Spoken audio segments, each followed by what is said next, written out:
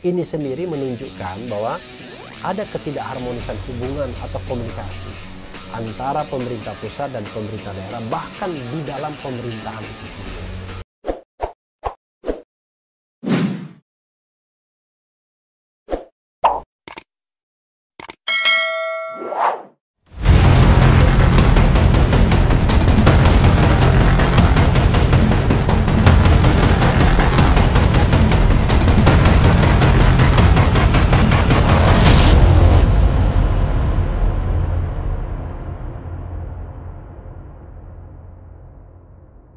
Assalamualaikum warahmatullahi wabarakatuh, Sobat RH sekalian.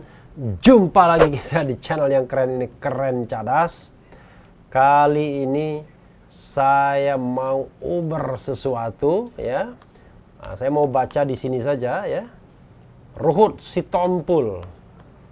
Wah, gila ya Anies, mantap juga ini kawan. Nah, dari jpnn.com. jpnn.com Jakarta. Politikus PDI Perjuangan Ruhut Sitompul. Oh, PDI Perjuangan ini sudah ya. Sebelumnya Golkar, pindah Demokrat, sekarang PDI Perjuangan. Hebat sekali dia. Getol menyerang Gubernur DKI Jakarta Anies Baswedan yang kembali memberlakukan pembatasan sosial berskala besar PSBB ketat untuk mengendalikan COVID-19 di wilayah ibu kota.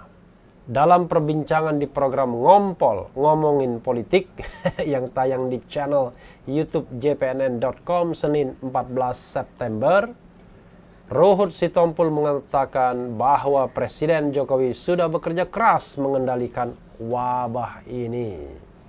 Presiden ke-7 RI itu menurutnya menyikapi pandemi COVID-19 dengan kebijakan yang bijaksana. Meski sejak awal banyak pihak yang mendesak diberlakukan lockdown atau penguncian wilayah secara nasional, Anies juga termasuk yang ngotot menginginkan penguncian wilayah itu. Ya, kalau penguncian wilayah DKI, ya saya kira bukan nasional. Karena nasional itu berarti menutup Indonesia, ini DKI ya. Anies boleh bangga, apa-apa mau PSBB, lupa omongan dia. Nih Ruhut yang ngomong. Anies, kau yang paling ngotot lockdown. Ingat enggak? Dia yang paling ngotot pada waktu itu, ucap Ruhut. Kebayang kalau kita lockdown ya. Kebayang kalau kita dulu lockdown. Superpower Amerika, Eropa, Singapura yang paling hebat ekonominya, lockdown, semua sekarang resesi. Resesi loh dampaknya. Tetapi beliau Jokowi mengeluarkan kebijaksanaan PSBB sangat fleksibel, sambung Ruhut. Ya memang fleksibel PSBB dibandingkan lockdown ya. Tapi nggak jelas kapan masalah COVID-19 ini akan bisa kita selesaikan. Sekarang bahkan kita tidak tahu apakah sedang melandai atau sedang mendaki. Yang jelas ya saya juga sedih. Kenapa? Makin lama makin banyak yang meninggal. Kemarin malam ya sekitar pukul 21.30 rekan saya sama SMP-nya, sama SMA-nya, badannya besar, Kolonel Laut Hendra Kesuma meninggal dunia karena COVID-19 juga. Ya dalam usia seperti saya, 49-50 tahun ya. Jadi kita memakan korban banyak sekali ya. Maksud saya bukan kitanya yang memakan korban, tapi COVID-19 ini. Nah, bagaimana sikap Ruhut Sitompul atas kebijakan Anies kembali memberlakukan PSBB ketat? Apa yang dia persoalkan hingga begitu gencar menyerang Anies yang juga mantan Menteri Pendidikan dan Kebudayaan RI era Presiden Jokowi itu? Berikut tanya jawab dengan Ruhut dalam program Ngompol JPNN tersebut. Wah, banyak sekali ya. Bagaimana Bang Ruhut menanggapi keputusan Anies yang menerapkan kembali PSBB ketat mulai tanggal 14 September 2020. Ya kalau saya, jujur saja saya tidak setuju kalau total kembali lagi ke yang semula. Karena begini, kan kita sudah berjalan hampir 6 bulan. Kita sudah belajar ya, Corona, PSBB Red, sekarang yang mau dilakukan Anies dengan sebelumnya kan lain. Awal Corona terkena semua. Ini kan yang mengerikan kan Jakarta, bukan merah, hitam. Orang bilang, kenapa? Kan banyak cara. Tetapi ada satu hal yang saya lihat. Saya belum pernah lihat Anies selama mengatasi corona ini seperti Ganjar atau Khofifah atau Ridwan turun ke bawah. Mana pernah hanya di depan podium ngomong dengan permainan kata-kata, kan hanya itu. Sebenarnya jujur saja, nggak usah ada PSBB seperti pertama lagi. Yang transisi ini tetap saja, tapi kembali tolong dia turun ke bawah. Door to door. Hei rakyatku, pakailah masker. Hei rakyatku, bikinlah jarak. Hei rakyatku, cuci tangan. Dengan beberapa protokol kesehatan, dia yang langsung sampaikan turun. Gimana orang PSBB kok disuruh turun? Seperti Presiden Jokowi ya, turun malah membuat masyarakat berkerumun. Kira-kira ya, kalau DKI, misalnya Gubernur DKI turun ke rumah-rumah, door to door, kira-kira masyarakat akan berkumpul atau tidak? Kalaupun masyarakat dicegah, maka akan banyak sekali tenaga pengamannya. Ini kan kadang nggak masuk akal juga ya. Ya, tapi susah juga memang kalau dasarnya ingin mengkritik ya, kelihatannya. Membandingkan dengan Ganjar, Khofifah, dan Ridwan Kamil ya. Alasan DKI berlakukan PSBB salah satunya kapasitas rumah sakit mulai penuh. Bisa kolaps nanti. Itu bisa jadi alasan? Kan enggak enak kalau itu yang disampaikan. Ini kan begini-begini, itu uang enggak. Dana enggak? Oh, rupanya mau dana lagi dari pusat. Hah? Luar biasa. Memang melihat ini kurang dana Pemprov DKI. Oh iyalah, itu kan pastikan meminta anggaran. Tapi sekarang saya enggak tahu kawan-kawan saya yang ada di DPRD DKI. Bagaimana sih itu formula E? Kasih dong jawaban mengenai DP yang ratusan miliar itu. Itu kan bisa digunakan, ditarik lagi. Kalau soal itu mungkin benar ya Ruhut Sitompul ya. Mudah-mudahan uang yang sudah di DP itu bisa ditarik kembali karena COVID ini membuat semuanya jadi berantakan ya, rencana-rencana jadi berantakan. Tapi saya kira bukan DKI saja yang ada Formula E, ada juga yang mau konser sudah sewa stadion Gelora ya, stadion Gelora Bung Karno, dan akhirnya juga tidak jadi konser dan lain sebagainya.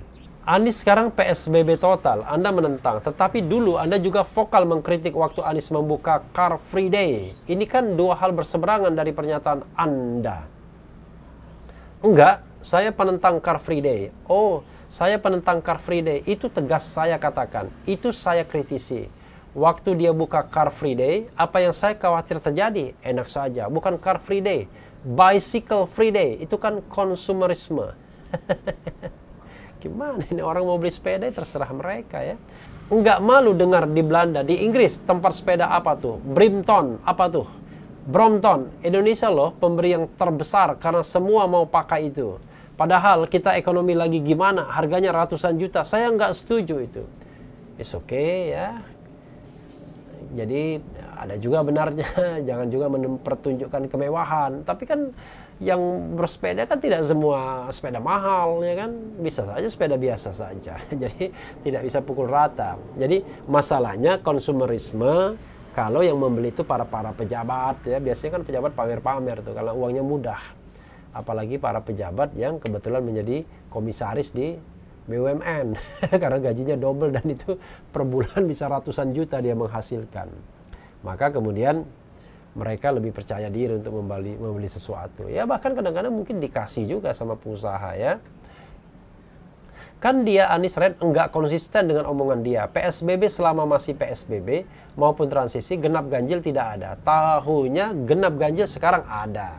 Tahunya ya. Sadar enggak dari situ penularan itu? Pertama Car Free Day, sekarang dari genap ganjil. Belum lagi yang saya sedih, izin demo kumpul-kumpul dari siapa? Dari Anies. Dari situ juga kejadian kan semua. Kenapa dia nggak bisa tapi karena pendukungnya mau demo, dia kasih izin. Itu salah besar. Jadi dia kok yang membuat bom waktu ini semua. Demonstrasi ini kok Gubernur DKI yang disalahkan. Bukankah izin keramaian demonstrasi itu dari pihak kepolisian? Gubernur DKI itu izin tempat saja kalau menggunakan tempat ya yang terkait otoritas DKI. Tapi untuk melakukan demo ya harus izin pihak kepolisian. Ngapain kok Anies Baswedan? Kecuali kalau menggunakan fasilitas Pemda DKI, ya itu baru ya. Wah, ya memang susah juga kalau memang dasarnya memang tidak ingin atau tidak suka ya. Tapi Jokowi pernah bilang, ini bagaimana caranya, apapun harus dilakukan untuk menangani COVID-19 untuk segera memulihkan perekonomian tanah air. Apakah tindakan Anies ini sesuai dengan arahan Presiden? Jelas tidak. Luar biasa ya. Dengan dia, istilah dia rem darurat. Wah, ngeri kali itu. Kalian ini kan semua bawa mobil nih, atau bawa motor, atau bawa sepeda lah. Coba rem darurat. Artinya apa? Kalian kan lagi kebakaran jenggot. Kalian kan lagi pusing. Begitu juga dia lagi pusing. Kalau lagi pusing itu membawa kita Indonesia, ada pemerintah pusat, daerah, kabupaten, kota, kecamatan, kelurahan. Berkoordinasilah. Dia sudah pernah enggak ngomong ini kepada Pak Jokowi, kepada para menteri? Enggak. Nyatanya beberapa menteri Pak Erlangga enggak bisa terima. Ekonomi sekarang, kita bayangkan itu, lembaga keuangan langsung anjlok saham jauh. Dan saya kemarin di beberapa tempat ya, saya begitu orangnya. Biar enggak wakil rakyat, Bang, bayangin Bang, kami baru buka ini restoran, baru mulai bernapas, sekarang ditutup lagi, tanggal 14 enggak boleh lagi, itu pemilik modal. Pegawai, Bang, kami tanggal 14 sudah dirumahkan lagi Bang, berkaca-kaca matanya. Kan ada caranya misalkan begini. Kalau khawatir itu, kenapa enggak misalnya silakan bekerja, saya kasih batas sampai jam 4 sore, jam 4 sore bubar, jam 6 semua rakyat sudah ada di rumah masing-masing. Suruh Satpol PP lewat, minta bantu polisi sama TNI. Itu kan bisa, banyak cara, bukan lagi seperti yang sekarang. Ini kita bicara penyebaran COVID-19, bukan bicara tentang jam malam atau keamanan. Yang namanya virus itu ya bisa datang kapan saja, mau pagi, siang, malam, dan lain sebagainya. Dan makin banyak kontak, ya makin akan punya peluang untuk terkena. Kalau sekarang mengganggu ekonomi kita sekarang sudah mulai naik loh. Ada Pak Anies bikin begini, itu yang saya lihat. Tapi ada anggapan bahwa ini sejalan sebenarnya dengan arahan Presiden ketika sidang kabinet paripurna 7 September. Bahwa kesehatan adalah kunci. PSBB ini dianggap sejalan dengan arahan Presiden. Ya, tetapi kan ada komanya. Ekonomi juga jangan kita lupakan. Harus sejalan sama-sama. Jangan kita lupakan dong ekonomi. Ekonominya sekarang turun. Harus dipikirkan. Bang Ruhut ngomongin Anies Baswedan sepertinya menggebu-gebu. Sebenarnya kalau ada nama Anies Baswedan, Anda terlihat seperti menyerangnya. Semangat banget mengkritisi kebijakannya atau personalnya. Saya awalnya jujur saja kebijakannya. Tapi lama-lama, personalnya, begini. Kan begitu. Kan banyak tidak ada rasa malu. Tetap saja tegar, senyum. Apalagi dia ganteng kalau kita lihat. Tapi kan kalau kita ngerti, sebentar begini nanti berubah lagi. Siapa yang berubah ya? Saya kira watak pemimpin semuanya. Itu hak dialah, dia gubernur. Tetapi tolonglah, kita, Anies terpilih itu untuk apa? Pertama merebut hati rakyat, terebut dong, dia sudah jadi gubernur. Tolong dong menangkan hati rakyat itu, kesejahteraannya. Ini semua kesejahteraan rakyat DKI itu, bantuan dari pusat loh, enggak dari DKI, dari pusat semua. Mau bantuan yang 600.000 rupiah itu, mau lain-lain macam-macam, itu dari pusat semua. Ya Menteri Sosial. Abang sempat minta Anies mundur karena menilai COVID-19 sudah terlalu tinggi, termasuk hukuman dari 59 negara yang menolak kunjungan WNI. Anda bilang kesalahan Anies. Pertimbangan saya begini, apapun Jakarta ibu kota negara, barometer, itu barometer loh, ukuran. Positif tiap hari itu paling gede di ibu kota negara. Wajar dong, walaupun itu sekarang dikatakan 59 negara itu sebagian mengatakan hoax. Ya, kita anggap saja enggak hoax. Wajar kok orang menjaga warga negaranya takut datang. Tapi tadi disebut kalau Anies yang ngomong langsung kepada warga DKI, mungkin akan didengar dan dilaksanakan kalau dia kampanye langsung. Apakah warga DKI patuh dengan omongan Anies? Kalau aku jujur saja, kan semua ini apalagi pendukung dia ini, aku enggak mengerti juga ini. Kan bikin survei 92% rakyat menyenangi Anies. Survei kapan itu? Ada, apalagi kalau datakan itu kalau dia berani ngomong begitu. Keren kan kalau turun, rakyat dengar dong ucapannya. Aku saja yang suka berseberangan mungkin, wah gila ya Anies, mantap juga ini kawan. Jadi sobat era sekalian, ya sebenarnya saya kenapa bukan membela Anies ya, tapi saya ingin meletakkan dalam paradigma bernegara. Saya termasuk heran dengan orang-orang yang selalu mengkritik gubernur DKI. Kenapa begitu? Karena dia kan cuma subsistem dari pemerintahan nasional. Dia hanya memerintah Jakarta. Ya kebetulan saja Jakarta ini tempat orang-orang berpengaruh ya, tempat orang-orang yang punya voice, tempat Ruhut Sitompul. Tapi kita harus lihat bahwa kebijakan itu kan harusnya punya kebijakan yang punya grand design, dan itu harus kebijakan nasional. Jadi kalau misalnya pemerintah pusat hanya floating, katakanlah semuanya diserahkan pada gubernur, bupati, wali kota, wah enak betul. Kalau Jakarta merah, salah gubernur DKI. Jawa Tengah merah misalnya, salah gubernur Jawa Tengah.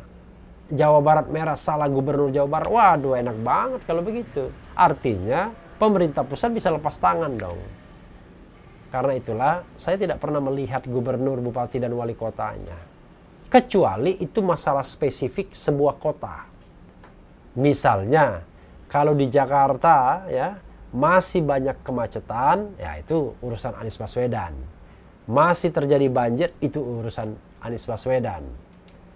Apalagi misalnya banyak sampah-sampah kotor, urusan Anies Baswedan. Anies berarti belum bisa mengendalikan Jakarta ini. Tapi kalau urusan COVID-19, waduh, kalau sudah urusan COVID-19 itu urusan komandonya adalah presiden. Dimana ketika dinyatakan negara dalam keadaan darurat kesehatan masyarakat, komandonya ada pada Menteri Kesehatan.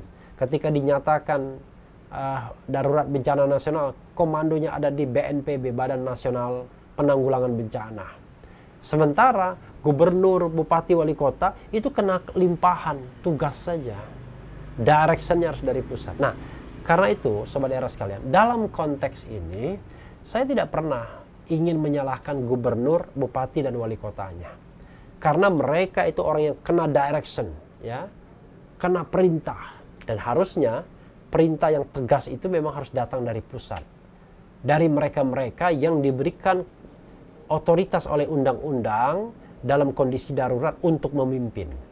Siapa itu? Ya Presiden Republik Indonesia sebagai primus inter pares, dan kemudian pembantu-pembantunya yang langsung ditunjuk oleh undang-undang. Tapi masalahnya kan Presiden tidak percaya diri ketika menyerahkan segala urusan kepada Menkes. Begitu urusan dengan Menkes belum selesai, ada deklarasi bencana nasional. Kepala BNPB.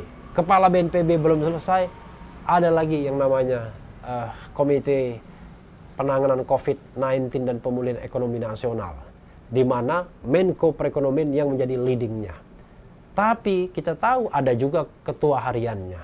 Belum lagi ketua harian atau pelaksana hariannya bekerja, tiba-tiba dia angkat juga Andika Perkasa sebagai wakilnya. Andika Perkasa belum jelas kerjanya, tiba-tiba Presiden memerintahkan Luhut Binsar Panjaitan. Jadi terlihat jelas sebenarnya koordinasi masalah ini justru di pemerintah pusat, di level pemerintah pusat. Apalagi kemudian pernyataan Presiden Jokowi sendiri yang terkesan pelin-pelan. Awalnya mengatakan seolah-olah ekonomi yang first. Begitu dikritik belakangan ini, kita harus pulihkan dulu, tangan dulu COVID-19 sebelum restart ekonomi. Nggak ada gunanya restart ekonomi. Tapi begitu disambut oleh Anies Baswedan dengan PSBB yang lebih ketat, menteri-menterinya malah protes. Malah Presiden Jokowi sendiri mengatakan harusnya PSBM, yaitu pembatasan sosial berskala mikro.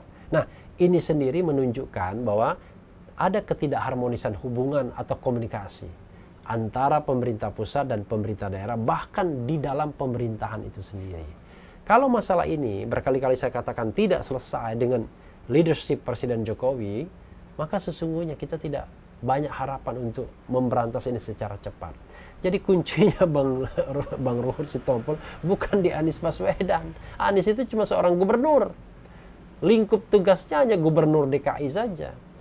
Tapi kalau kita bicara tentang memberantas COVID-19, maka kita harus kembali kepada kepemimpinan utama, yaitu Presiden Jokowi. Jadi Presiden Jokowi lah yang harus paling bertanggung jawab dalam hal penanganan COVID-19 dengan segala akibat dan dampaknya. Ya, itu saja Sobat Era sekalian. Agak panjang membacanya sampai keselimpet-selimpet lidahnya ya, karena jarang saya membacakan dialog seperti itu ya. Dan yang penting adalah tetap di channel ini, karena di channel ini Anda akan dirayu, ditipu, dibaperin, dicecar, diuber pula di jalur khusus. Karena channel ini adalah channel yang mengancam, memeras, dan membenci. Jangan lupa subscribe, like, comment, and share. Ciao.